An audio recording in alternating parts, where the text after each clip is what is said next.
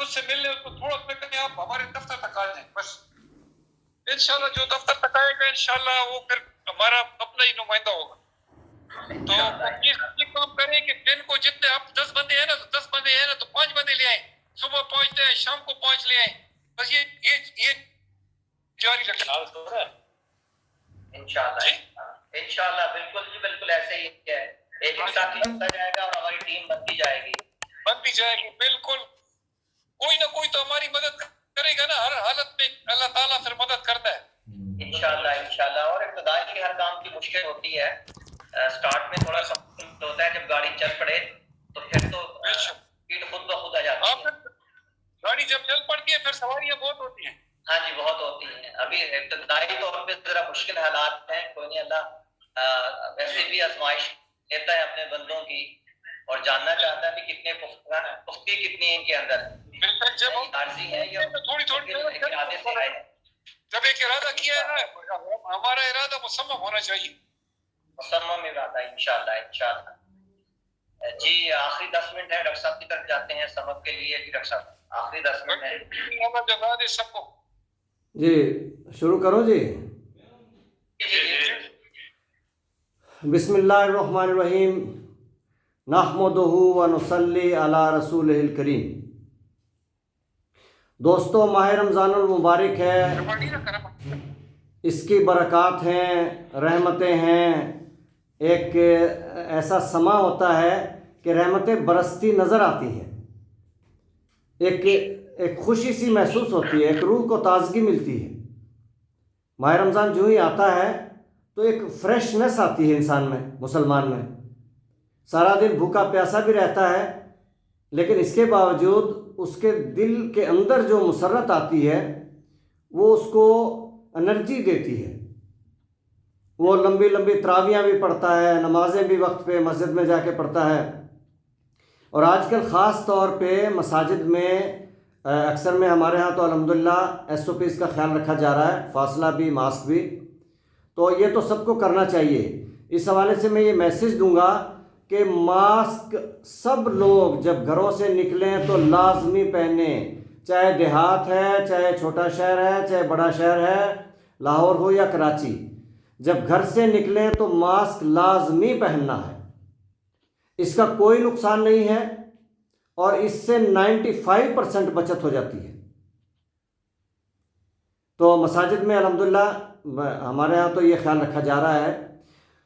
تو رمضان المبارک رحمتوں کا مہینہ ہے, مغفرت کا مہینہ ہے, اور آخری عشرہ تو پھر جہنم سے رہائی کا بھی عشرہ ہے. تو یہ رحمت ہی رحمت ہے. اور ایک رات اس میں 27ویں رات ایسی بھی آتی ہے جس میں فرشتے اترتے ہیں اسپیشل. تو اس سے ہمیں فائدہ اٹھانا ہے.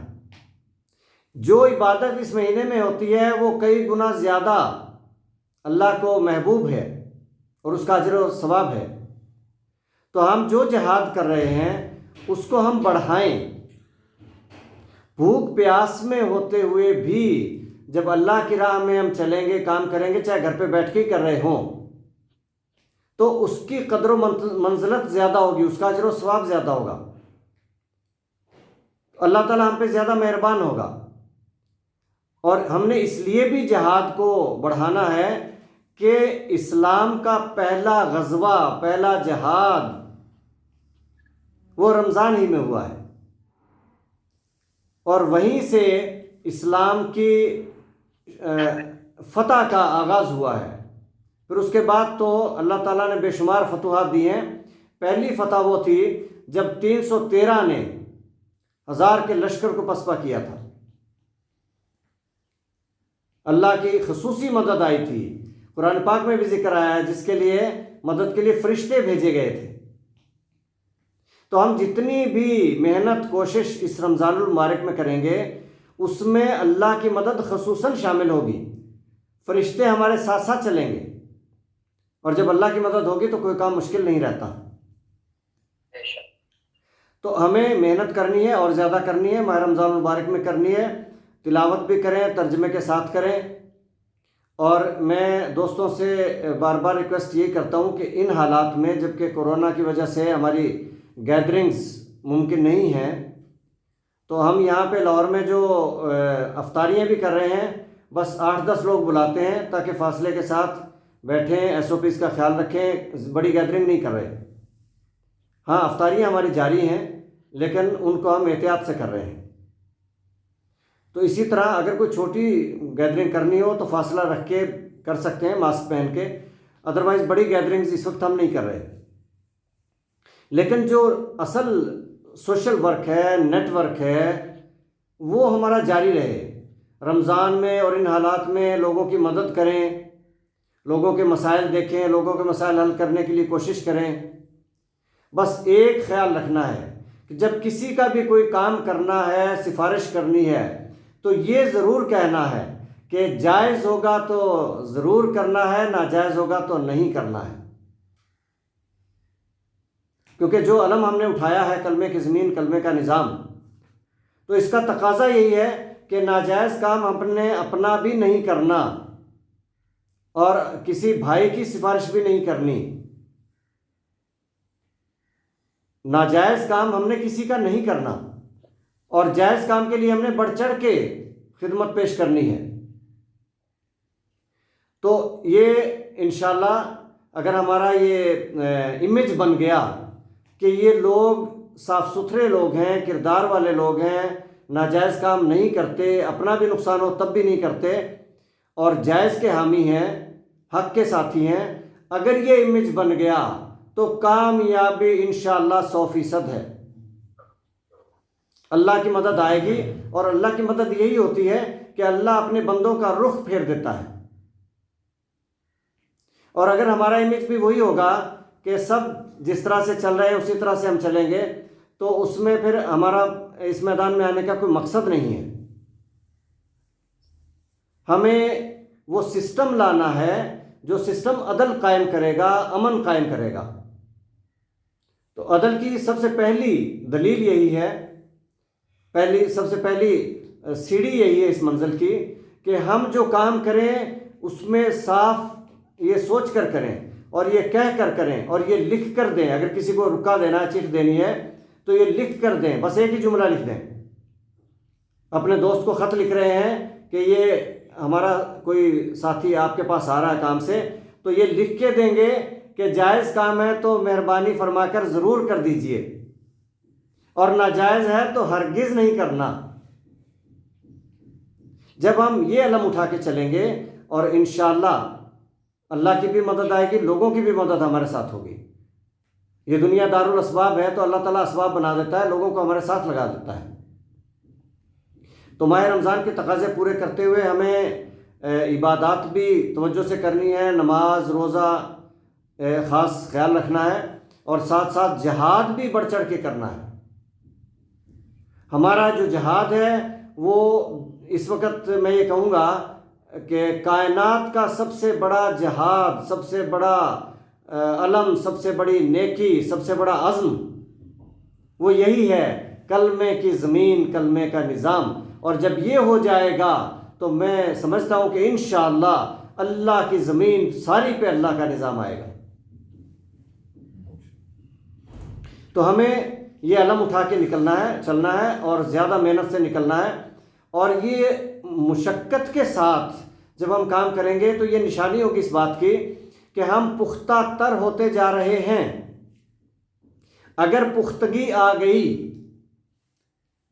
مسائل سے، تکالیف سے نہ گھبرائے، بلکہ مقابلہ کرنے کی ہمت آ گئی، تو پھر کامیابی ہے۔ خام ہے جب تک تو ہے مٹی کا ایک انبار تو، ہمارے بارے میں یہ فیصلہ ہے اقبال رحمۃ اللہ علیہ کا۔ خام ہے جب تک تو ہے مٹی کا ایک انبار تو، پختہ ہو جائے تو ہے شمشیر بے زنہار تو، نہ رکنے والی شمشیر۔ تو مسلمان کی تربیت ہو جائے تو پھر زمانے میں راج بھی اسی کا، خلافت بھی اسی کی، امامت بھی اسی کی، حکومت بھی اسی کی، خدمت بھی اسی کی، سب کچھ ہوگا۔ اگر تربیت نہ ہو، پختگی نہ آئے، تو پھر کچے گھڑے کی طرح ہے۔ کچے گھڑے میں پانی ڈال دو، وہ گھڑا بھی بکھر گیا، پانی بھی گیا۔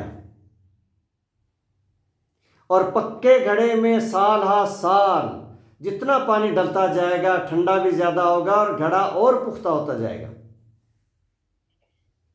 تو ہمیں پختگی لانی ہے، اور پختگی کے لیے ضروری ہے کہ ہم تربیت کی طرف توجہ دیں گے. ہماری ہر روز 2 گھنٹے یہاں میٹنگ ہوتی ہے، اور وہ تربیت کی میٹنگ ہوتی ہے. اس میں ہم نے اپنے 4 موضوعات بنا رکھے ہیں. پہلا آدھا گھنٹہ ہوتا ہے ہمارا اسلامی تعلیمات اور منشور کا 1 صفحہ 2 صفحے یا ایک ٹاپک ڈسکس کر لیتے ہیں. پھر دوسرا حصہ ہمارا ہوتا ہے منصوبہ بندی، پلاننگ کرتے ہیں کہ ہم نے اب آگے کیا کرنا ہے. اور تیسرا حصہ ہمارا ہوتا ہے رابطے کرنے ہوتے ہیں کہ کن لوگوں سے ٹیلی فون پہ وہیں بیٹھے بیٹھے بھی کچھ کر لیتے ہیں. تو اس طرح سے ہم نے آدھے گھنٹے کے 4 سیشن بنا کے 2 گھنٹے کی ہماری میٹنگ ہوتی ہے. تو اسلامی تعلیمات اور منشور، پھر ہمارے سوشل رابطے ہو گئے، پھر ہمارے منصوبہ بندی ہو گئی، اور ایک ٹاپک اس میں اور ہے. اس میں ہم جو کتاب تیار کر رہے ہیں اس کو بھی، یہ کتاب انشاءاللہ جلد تیار ہو کے آ جائے گی تربیت کے لیے. اس کا ہم نے نام رکھا ہے اسلامی سیاست. تو اس طرح سے ہم یہ اپنا تربیتی پروگرام کرتے ہیں. تو تربیت ہو گئی تو انشاءاللہ پھر وہ ٹیم تیار ہوگی جو وہ منشور پورا کرے گی، جس منشور کا اہم جزو ہے 100% تعلیم، 100% ہنر اور سب کچھ فری، 100% روزگار، سائنس، صنعت اور ٹیکنالوجی، صنعتیں گھر گھر، عدل و امن، زراعت بے مثال، علاج سب کا فری، اور ہمارے ہسپتال معیار دیں گے یورپ سے بہتر انشاءاللہ. ہمارے بازار ہوں گے صاف ستھرے، ترقی یافتہ ممالک سے بھی زیادہ صاف ستھرے انشاءاللہ. ہماری ٹریفک کا نظام ہوگا دنیا کے بڑے ممالک، ترقی یافتہ ممالک کی طرح یا ان سے بھی بہتر انشاءاللہ. ہمارے ہاں ہر شعبہ ایسی خدمات پیش کرے گا کہ انشاءاللہ عوام کے سارے دکھ دور ہو جائیں گے. اور تبلیغات کا ایسا نصاب ہوگا، ایسا انتظام ہوگا کہ ہم دنیا کو تعلیم دیں گے، ہم دنیا کو تبلیغ کریں گے امن کی. اس وقت یہ گلوبل ویلیج پوری دنیا فسادات کی زد میں آئی ہوئی ہے، اور اسی کا یہ نتیجہ ہے. یہ فسادات کی وجہ سے اور ظلم کی وجہ سے، اور یہ کشمیری بھائیوں پہ ظلم کی وجہ سے، یہ اسی کا نتیجہ ہے کہ اللہ تعالیٰ نے پوری دنیا پہ کرفیو کا سما بنا دیا ہے. ہم اپنی غفلت سے توبہ کریں، اور ظالم ممالک، ظالم قومیں اپنے ظلم سے توبہ کریں. تو ہمارے سب سے بڑا ظلم یہ ہے کہ ہم غافل ہیں. تو ہم اپنی غفلت سے توبہ کریں، اور ظالم ممالک، ظالم قومیں اپنے ظلم سے توبہ کریں. تو کورونا کیا، کوئی بھی وبا ہو، کوئی بھی عذاب ہو اللہ کا، وہ ٹل جاتا ہے. عذاب ٹلنے کی ایک ہی صورت ہے، بس توبہ. اور توبہ کا مطلب یہ ہے کہ وہ جرم دوبارہ نہ کیا جائے. آج کشمیر سے یہ دنیا کا ظالم قوموں کا، طاقتور قوموں کا ظلم ہٹ جائے، مجھے 100% یقین ہے کورونا ختم ہو جائے گا.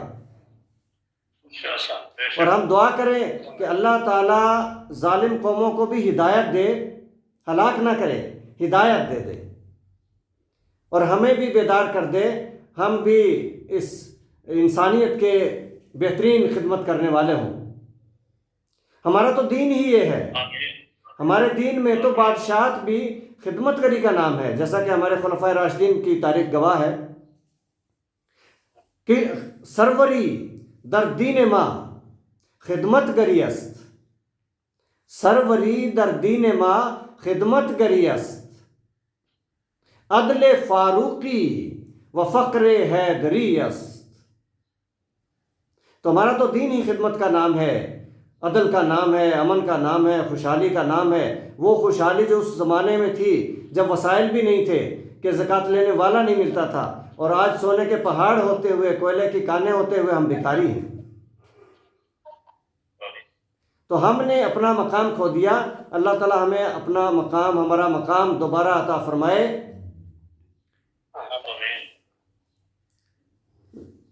لا پھر وہی بادہ و جام اے ساقی، ہاتھ آ جائے مجھے میرا مقام اے ساقی۔ 300 سال سے ہیں ہند کے میں خانے بند،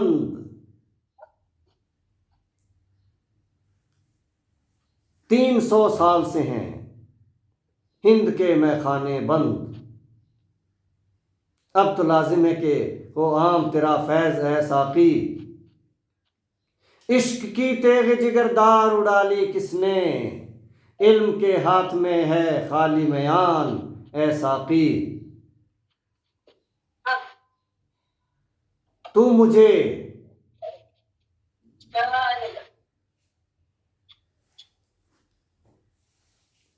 اللہ تعالیٰ سے ہم دعا کریں کہ اللہ تعالیٰ ہمیں وہ پھر شراب کہن نصیب فرمائے۔ تو اللہ تعالیٰ ہماری دعائیں قبول فرمائے، آمین۔ تھینک یو جی، ختم ہو گیا، اینڈ ہو گیا۔